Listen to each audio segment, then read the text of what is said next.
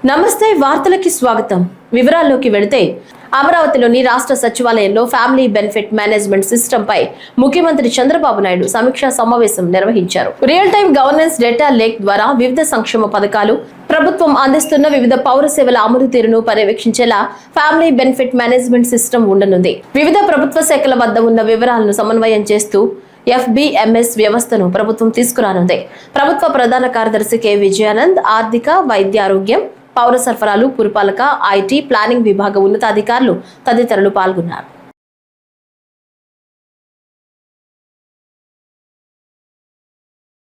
AP deputy CM Pawan Kalyan సోమవారం ఏలూరు జిల్లాలోని కొయ్యలగూడెం, ద్వారకా, తిరుమల మండలాల్లో పర్యటించారు. ఉదయం రాజమండ్రి మధురపూడి ఎయిర్పోర్ట్ కు చేరుకున్న ఆయన అక్కడి నుంచి రోడ్డు మార్గంలో కొయ్యలగూడెం మండలం రాజవరం గ్రామానికి చేరుకున్నారు. గ్రామస్తులతో మాట్లాడి ప్రభుత్వ పాలన, సంక్షేమ పథకాలు, గ్రామంలో నెలకొన్న సమస్యలపై ఆరా తీశారు. అక్కడి నుంచి ద్వారకా, తిరుమల మండలంలోని IS జగన్నాథపురంలో ఉన్న లక్ష్మీ నరసింహస్వామి ఆలయానికి వెళ్లారు. పవన్ కళ్యాణ్ కు ఆలయ అర్చకులు, అధికారులు పూర్ణ కుంభంతో స్వాగతం పలికారు. ఆలయంలో స్వామివారిని దర్శించుకున్న పవన్ పట్టు వస్త్రాలు సమర్పించి ప్రత్యేక పూజలు చేశారు. అనంతరం ఆలయ ఆవరణలో పలు అభివృద్ధి కార్యక్రమాలకు సంబంధించి ఏర్పాట్లు చేసిన శిలాఫలకాన్ని మంత్రి నాదెండ్ల మనోహర్ తో కలిసి ఆవిష్కరించారు. అలాగే సుందరగిరిపై వెళ్లే రోడ్డు, ఆలయ ప్రదక్షిణ నిర్మాణ పనులను ప్రారంభించారు. గ్రామంలో ఇటీవల చేపట్టిన మ్యాజిక్ డ్రైన్ల నిర్మాణాన్ని పరిశీలించారు.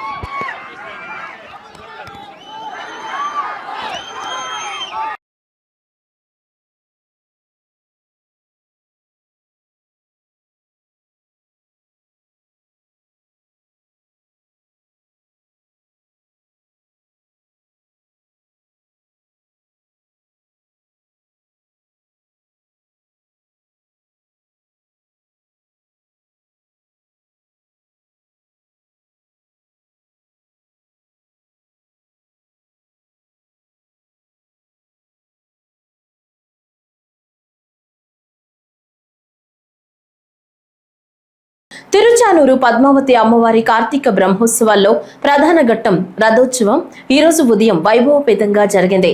ధనుర్లగ్నంలో రథోత్సవాన్ని టీటీడీ నిర్వహించింది. రథాన్ని లాగేందుకు భక్తులు పోటీ పడ్డారు. రథం ముందు వివిధ రకాల సాంస్కృతిక కళా బృందాల ప్రదర్శనలు భక్తులను ఎంతగానో ఆకట్టుకున్నాయి.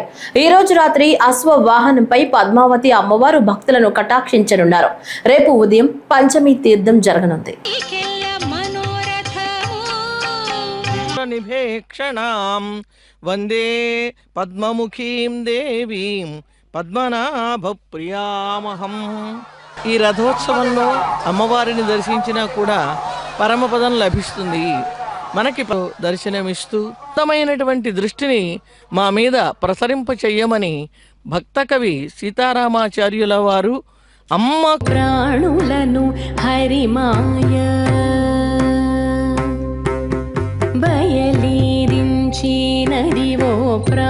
అవుతూ ఉన్నది అని మనకు నడిచేట్లుగా, ఆ పరమాత్మ యందు ప్రీతితో చేసేట్లుగా మనకు తెలుపుతోంది. అందుకనే మొదట్లో చెప్పుకున్నట్లుగా ధ్యానించటానికి ఆ కదిలేటువంటి ఆ సాధారణంగా సంస్కృత శ్లోకాలలో, సంస్కృతాంధ్ర మిశ్రితములైనటువంటి తెలుగు పద్యాలలో నీ వైభవం ఒక తెమ్మెరలు క్రమ్మగా ఇమ్మగు తమ్మి మేడలో కూడా దర్శింపచు. పంచమహాభూతములు పంచవన్య కోకలు కోట్లాది మంది ఆత్మీయంగా అభిమానించి ఉప ముఖ్యమంత్రి పవన్ కళ్యాణ్ స్థాపించిన జనసేన పార్టీ ప్రతి కార్యకర్తకు గుండె ధైర్యంగా నిలబడిందని జనసేన పార్టీ రాష్ట్ర ప్రధాన కార్యదర్శి ఎమ్మెల్సీ కె నాగబాబు స్పష్టం చేశారు. గుంటూరు జిల్లా తాడేపల్లిలో జరిగిన ప్రమాద బీమా చెక్కుల పంపిణీ కార్యక్రమంలో వేర్వేరు ప్రమాదాల్లో మృతి చెందిన 220 మంది క్రియాశీలక కార్యకర్తలకు సంబంధించి ఆయా కుటుంబాలకు 5 లక్షల రూపాయల చొప్పున 11 కోట్ల రూపాయలు విలువైన చెక్కులు పంపిణీ చేశారు. అనంతరం ఎమ్మెల్సీ నాగబాబు మాట్లాడుతూ భుజాలపై జెండా మోసే ప్రతి కార్యకర్త కుటుంబానికి అండగా ఉండాలని జనసేన అధ్యక్షులు పవన్ కళ్యాణ్ ప్రవేశపెట్టిన ప్రమాద బీమా ద్వారా ఇప్పటి వరకు 1400 మందికి పైగా కార్యకర్తల కుటుంబాలకు 46 కోట్ల 73 లక్షల రూపాయలు అందజేసినట్లు పేర్కొన్నారు. చనిపోయినటువంటి జన సైనికులకి, వీర మహిళలకి హృదయపూర్వక సంతాపం తెలియజేస్తున్నాం. వారి కుటుంబాలకి మనస్ఫూర్తిగా మేము అండగా ఉంటాం. సో చనిపోయినటువంటి వ్యక్తులని తీసుకొచ్చే శక్తి మాకు లేకపోయినా ఆ చనిపోయిన వ్యక్తి మీద ఆధారపడినటువంటి కుటుంబాలకి పవన్ కళ్యాణ్ గారు ఈ ఇన్సూరెన్స్ ఈ కార్యక్రమం ద్వారా ప్రతి కుటుంబానికి 5 లక్షలు, గాయపడిన వారికి కొంత మొత్తంలో ఇవ్వటం జరుగుతుంది. సో ఈ క్రియాశీలక సభ్యత్వం తీసుకున్న వాళ్ళకి ఖచ్చితంగా వాళ్ళకి బీమా సదుపాయం అందాలని చెప్పి పవన్ కళ్యాణ్ గారు తీసుకున్న నిర్ణయం ఈరోజు ఆపద సమయంలో, కష్టంలో ఎంత ఉపయోగపడుతుందంటే ఇక్కడున్న మా అందరికీ తెలుసు. రిసీవ్ చేసుకున్నటువంటి ఈ యొక్క సహాయాన్ని అందుకున్నటువంటి ప్రతి ఒక్కరికి తెలుసు. ఇప్పటి వరకు జనసేన అందించిన బీమా వివరాలు, చనిపోయిన జన సైనికులు, వీర మహిళలు 893 మంది, అందించిన బీమా మొత్తం 44 కోట్ల 65 లక్షలు. అలాగే యాక్సిడెంట్ కేసుల్లో లబ్ధి పొందిన వాళ్ళు 533. ఆ లబ్ధిని అందుకున్నటువంటి వాళ్ళు అందుకున్నటువంటి మొత్తం 2 కోట్ల 8 లక్షల 61,424 రూపాయలు. మొత్తం ఇన్సూరెన్స్ విలువ 46 కోట్ల 73 లక్షల 61,424. సో మన జనసేనాని, ఆంధ్రప్రదేశ్ ఉప ముఖ్యమంత్రి గారు, ఆయన ప్రతి కార్యకర్తల గుండెల్లో ఉంటారు. ప్రతి కార్యకర్త కోసం నిరంతరం ఆలోచించే వ్యక్తి. ఈరోజు ఎంతోమంది ఇక్కడికి వచ్చారు. వాళ్ళ బిడ్డలను పోగొట్టుకున్న వాళ్ళు, భర్తలను పోగొట్టుకున్న వాళ్ళు, భార్యలను పోగొట్టుకున్న వాళ్ళు, తల్లులను పోగొట్టుకున్న వాళ్ళు, వాళ్ళందరినీ చూస్తుంటే చెక్కు వాళ్ళకి ఎంతో కొంత ఉపయోగపడుతున్నాం అనేటువంటి తృప్తితో పాటు వాళ్ళని చూసి మాకు చాలా మనసు కలిచివేసింది. మచిలీపట్నంలోని నోబుల్ కళాశాల క్రీడా మైదానంలో అండర్-14 బాలబాలికల 69వ ఆంధ్రప్రదేశ్ రాష్ట్ర స్కూల్ గేమ్స్ ఫెడరేషన్ అంతర్ జిల్లా కబడ్డీ ఛాంపియన్షిప్ 2025-26 ఏపీ జట్టు ఎంపిక కార్యక్రమాన్ని ప్రారంభించారు. అనంతరం రాష్ట్ర మంత్రి కొల్లు రవీంద్ర మాట్లాడుతూ ఆంధ్రప్రదేశ్లో క్రీడలకు ప్రభుత్వం పెద్దపీట వేస్తుందన్నారు. రాష్ట్ర ముఖ్యమంత్రి నారా చంద్రబాబు నాయుడు ఇందుకు ఎంతో ప్రాధాన్యత ఇస్తున్నారని తెలిపారు. డిఎస్సిలో 450 మంది క్రీడాకారులకు స్పోర్ట్స్ కోటాలో టీచర్లుగా అవకాశాలు లభించాయన్నారు. మచిలీపట్నంను జాతీయ, అంతర్జాతీయ స్పోర్ట్స్ ఈవెంట్లకు వేదికగా మారుస్తామన్నారు. రానున్న 3 నెలల కాలంలో మచిలీపట్నం వేదికగా అంతర్జాతీయ స్థాయిలో పోటీలను నిర్వహించేందుకు వేదిక కానుందని తెలిపారు. మనం స్కూల్ గ్రౌండ్స్ ని, ప్లే గ్రౌండ్స్ ని డెవలప్ చేయాలి. ప్రతి స్కూల్ కి ఒక ప్లే గ్రౌండ్ ఉండాలి. ప్రతి ఒక్కరు కూడా ఫిట్నెస్ తో ఉండాలి. దానికి తగిన విధంగా మనం ఏర్పాట్లు చేద్దామని చెప్పి వారు కూడా చెప్పడం కూడా జరుగుతోంది. అదే కాకుండా మొన్న ముఖ్యమంత్రి గారు కూడా ఒప్పించి ఈరోజు స్పోర్ట్స్ కోటా కింద 3% రేపు వచ్చే జాబులో రిజర్వేషన్ కల్పించినటువంటి ఏకైక రాష్ట్రం కూడా ఆంధ్రప్రదేశ్ రాష్ట్రం. మొన్న డిఎస్సిలో దాదాపు 450 మంది స్పోర్ట్స్ కోటాలో మరి టీచర్స్ గా, పీడీలుగా వచ్చారంటే అది గౌరవ ముఖ్యమంత్రి చంద్రబాబు నాయుడు గారు స్పోర్ట్స్ పట్ల ఉన్నటువంటి ఆయన యొక్క దక్షతని కూడా ఈ సందర్భంగా మీకు తెలియజేస్తా ఉన్నా. స్పోర్ట్స్ ని ఎంకరేజ్ చేయాలి. ఎందుకంటే గతంలో కూడా నేను 14-19లో ఒక 2 సంవత్సరాల పాటు క్రీడా శాఖ మంత్రిగా కూడా వర్క్ చేశాను. ఆ టైంలో పివి సింధు మనకి ఒలింపిక్ మెడల్ సాధించిన సందర్భంలో వారిని ప్రత్యేకంగా తీసుకొచ్చి వారిని గౌరవించుకోవడం జరిగింది. వాళ్లే కాదు, చాలా మందిని, ఎందుకంటే ఆ రోజు చాలా మంది క్రీడాకారుల్ని బాక్సింగ్ లో కానీ, వెయిట్ లిఫ్టింగ్ లో కానీ వరల్డ్ రికార్డ్స్ ఏమన్నా వాళ్ళు సాధిస్తే వాళ్ళందరూ తీసుకొచ్చి రాష్ట్ర ప్రభుత్వం గౌరవించుకుని వాళ్ళకి స్థలాలు కూడా కేటాయించడం కూడా జరిగింది. మరి మొన్న చూసాం మన ఇండియా గెలుచుకోవడం సుభాదరంలో అందులో మన కడప జిల్లాకు సంబంధించినటువంటి ఒక పాప కూడా ఆ గేమ్ లో ఉండడం అనేది మనందరి యొక్క అదృష్టంగా ఈ సందర్భంగా తెలియజేస్తా ఉన్నాను. మీలో కూడా మీ టాలెంట్ ని ఉపయోగించండి. దాన్ని రేపు రాబోయే ఇంటర్నేషనల్ మెడల్స్ లో కూడా మీరు కూడా భాగస్వాములు కావాలి. ఫిట్నెస్ చాలా అవసరం. అందుకని మనం చూసాం, మనకి పెద్దలు ఇచ్చినటువంటి ఆచారం యోగా ఇవాళ ప్రపంచం అంతా గుర్తించింది. మొన్న ప్రధానమంత్రి నరేంద్ర మోడీ గారు కూడా విశాఖపట్నం వస్తే దగ్గర దగ్గర 5 లక్షల మంది విద్యార్థులు కానీ అందరూ కూడా ప్రదర్శన చేసి Guinness book of world record లో స్థానం కల్పించినటువంటి పరిస్థితి కూడా మన ఆంధ్ర రాష్ట్రానికి దక్కుతుంది. పురాతన ఆలయాలకు ఆలవాలమైన నెల్లూరును ఆధ్యాత్మిక నగరంగా తీర్చిదిద్దేందుకు కృషి చేస్తున్నట్లు మంత్రులు ఆనం రామనారాయణ రెడ్డి, పొంగూరు నారాయణ పేర్కొన్నారు. రంగనాయకులపేటలోని వెంకమ్మ పేరంటాలు ఆలయంలో 1.15 కోట్ల రూపాయల వ్యయంతో 3 అంతస్తుల రాజగోపురం, మహామండపం నిర్మాణం, అభివృద్ధి పనులు శంకుస్థాపన కార్యక్రమంలో మంత్రులు, ఎంపీ పాల్గొన్నారు. నెల్లూరు పార్లమెంట్ సభ్యులు వేమిరెడ్డి ప్రభాకర్ రెడ్డి, రాష్ట్ర దేవాదాయ శాఖ మంత్రి ఆనం రామనారాయణ రెడ్డి, రాష్ట్ర పురపాలక శాఖ మంత్రి పొంగూరు నారాయణలు అర్చకులతో కలిసి భూమి పూజ, శంకుస్థాపన కార్యక్రమాలు నిర్వహించారు. ఈ సందర్భంగా ఆనం రామనారాయణ రెడ్డి మాట్లాడుతూ తన నివాసానికి సమీపంలో 300 సంవత్సరాల చరిత్ర కలిగిన వెంకటమ్మ పేరంటాలు ఆలయాన్ని అభివృద్ధి చేసే అవకాశం తనకు లభించడం అదృష్టంగా భావిస్తున్నట్లు చెప్పారు. పేరంటాలమ్మ గుడి దాదాపు 300 సంవత్సరాల చరిత్ర గల గుడికి మన మంత్రివర్యులు రామనారాయణ దీని గురించి ఆలోచించి ఈరోజు దాదాపు 1,15,00,000 దీనికి ఖర్చు పెట్టి డెవలప్మెంట్ అనాలా లేకపోతే మన గుడికి సేవ చేయడం మొత్తం మీద ఇది ఆలోచించుకొని ఇది చేయడం అంటే చాలా గొప్ప విషయం. ఆలయం పురాతనమైన ఆలయం, పెద్దలందరూ చెప్పినట్లుగా ఈ ఆలయానికి ఎక్కువగా మహిళా భక్తులే ఎక్కువ వస్తూ ఉంటారు. ఇక్కడ ప్రతినిత్యం పూజాది కార్యక్రమాలు నిర్వహించేది కానీ భజన కార్యక్రమాలు, అమ్మవారి కీర్తనలు చేసేది కూడా ఎక్కువగా మహిళామణులే. వాళ్ళే ఎక్కువగా ప్రతినిత్యం ఇక్కడ పూజలు అన్నీ చేస్తూ ఉంటారు. ఈ ఆలయానికి వెనక బాగానే నేను కూడా గడిచిన 30 సంవత్సరాలుగా ఇక్కడే ఉంటున్నాను. ఏ కార్యక్రమం జరిగినా ఈ చుట్టుపక్కల ఉన్నటువంటి వాళ్ళందరూ వాళ్ళ కుటుంబాల్లో జరిగేటువంటి మంచి కార్యక్రమాలన్నిటికీ ఇక్కడి నుంచే ప్రారంభిస్తారు అమ్మవారి ఆశీస్సులు. అటువంటి ఆలయం ఇవాళ ఒక అవకాశం వచ్చింది.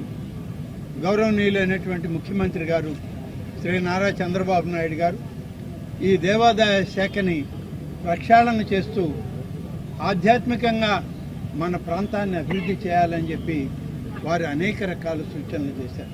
నెల్లూరు నగరం సుందరీకరణ నేపథ్యంలో ట్రాఫిక్ సమస్యకు పరిష్కారంగా సిగ్నల్ లైట్ల వ్యవస్థను కీలకమైన 7 కూడళ్లలో రాష్ట్ర పురపాలక శాఖ మంత్రి పొంగూరు నారాయణ ప్రారంభించారు.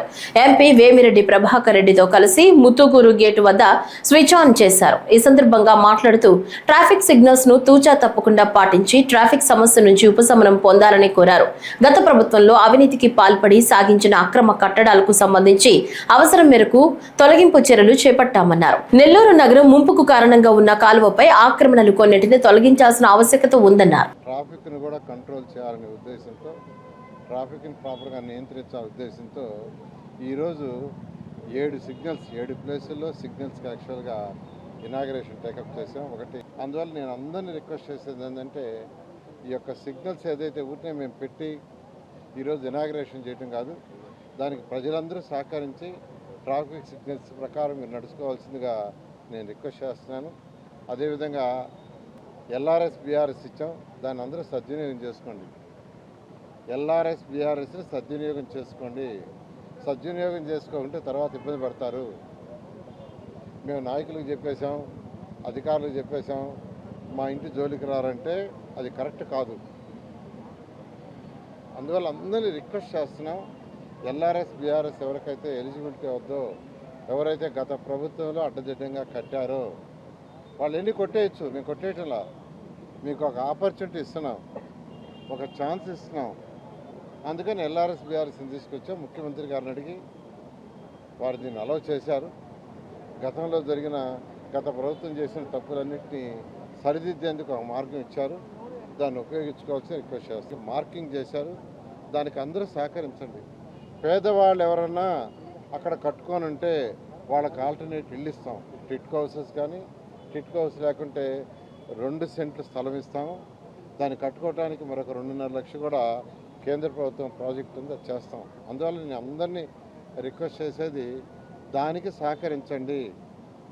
మన్యం జిల్లా పాలకొండ పట్టణ కేంద్రంలో పోలీస్ వెల్ఫేర్ పెట్రోల్ స్టేషన్ ను Visakhapatnam range deputy inspector of general Gopisetti Jetti, Manyam జిల్లా ఎస్పీ మాధవరెడ్డితో కలిసి లాంఛనంగా ప్రారంభించారు.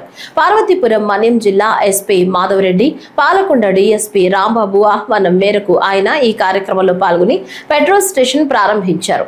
కార్యక్రమానికి హాజరైన డీఐజీ గోపినాథ్ జెట్టికి శ్రీ కోటదుర్గమ్మ దేవాలయ ప్రధాన అర్చకులు దార్లపూడి లక్ష్మీప్రసాద్ శర్మ పూర్ణ కుంభంతో స్వాగతం పలికారు. అనంతరం పెట్రోల్ బంక్ ను ప్రారంభించి ప్రజలకు అందుబాటులోకి తీసుకొచ్చారు. పోలీస్ వెల్ఫేర్ వారి ద్వారా అందుబాటులోకి వచ్చిన ఈ పెట్రోల్ స్టేషన్ వల్ల అటు పోలీస్ వారికి, ఇటు ప్రజలకు ఇరువురికి ఉపయోగం ఉంటుందని, ప్రజలకు కల్తీ లేని నాణ్యమైన పెట్రోల్ మరియు డీజిల్ దొరుకుతుందని, దీనివల్ల వచ్చే ఆదాయం పోలీస్ డిపార్ట్మెంట్ కు కొంత వెసులుబాటు లభిస్తుందని డీఐజీ గోపినాథ్ తెలిపారు. పార్వతీపురం మన్యం జిల్లా పాలకొండలో పోలీస్ వెల్ఫేర్ పెట్రోల్ బంక్ ని ప్రారంభించుకోవడం జరిగింది. దీనికి చాలా సంతోషంగా ఉంది. పార్వతీపురం మన్యం జిల్లా కొత్తగా ఏర్పడినటువంటి జిల్లా. ఇక్కడ పోలీస్ డిపార్ట్మెంట్ కి సంబంధించినటువంటి రిసోర్సెస్, వెల్ఫేర్ కూడా ఎక్కువగా ఉండడం, దాన్ని దృష్టిలో పెట్టుకొని అదేవిధంగా డిఎస్పీ పాల్కొండ వీరంతా కూడా ఈ యొక్క పోలీస్ వెల్ఫేర్ పెట్రోల్ బంక్ ని అతి తక్కువ సమయంలో పూర్తి చేసి దీన్ని అందుబాటులోకి తీసుకొచ్చినందుకు వారికి, ఇక్కడ పనిచేస్తున్నటువంటి మిగతా అధికారులందరూ కూడా నేను అభినందనలు తెలియజేస్తున్నాను.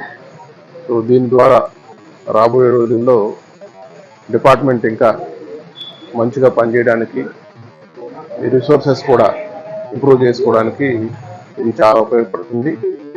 దాంతోపాటు మనం విశాఖపట్నం రేంజ్ పరిధిలో ఇప్పుడు కనుక చూసినట్లయితే పార్వతీపురం మన్యం జిల్లాలో కూడా ఈ రోడ్డు ప్రమాదాలు అనేటువంటివి ఎక్కువగా జరుగుతూ ఉన్నాయి.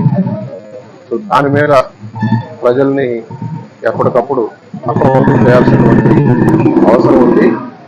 దీనికి సంబంధించి అవేర్నెస్ ప్రోగ్రామ్స్, అదేవిధంగా ఈ రోడ్డు చుట్టుపక్కల ఉన్నటువంటి ప్రాంతాల్లో ఉన్నటువంటి ప్రజలకి ఆ రోడ్డు క్రాస్ అయ్యేటప్పుడు తీసుకోవాల్సినటువంటి జాగ్రత్తలు, అదేవిధంగా ఈ ఎన్ఫోర్స్మెంట్ యాక్టివిటీస్, డ్రంక్ అండ్ డ్రైవ్కి సంబంధించి కానీ, ఈ హెల్మెట్ కంపల్సరీగా వేసుకోవాలనేటువంటి ఎన్ఫోర్స్మెంట్కి సంబంధించినటువంటి రూల్స్ కానీ, అదేవిధంగా ఓవర్ స్పీడ్ పోకుండా ఉండేటువంటి విధంగా వాటన్నిటికి సంబంధించి ఎప్పటికప్పుడు ప్రజలను అప్రమత్తం చేయడమే కాకుండా రోడ్ల మీద ఎన్ఫోర్స్మెంట్ కూడా ఎక్కువగా చేసి ఈ రోడ్డు ప్రమాదాలని తగ్గించాల్సినటువంటి అవసరం ఉంది.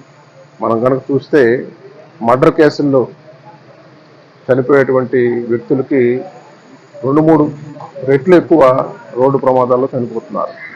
మీ ప్రాంతంలో కూడా నేషనల్ హైవే లేకపోయినా ఉన్నటువంటి స్టేట్ హైవేల్లో కూడా ఎక్కువ ప్రమాదాలు చోటు చేసుకుంటున్నాయి.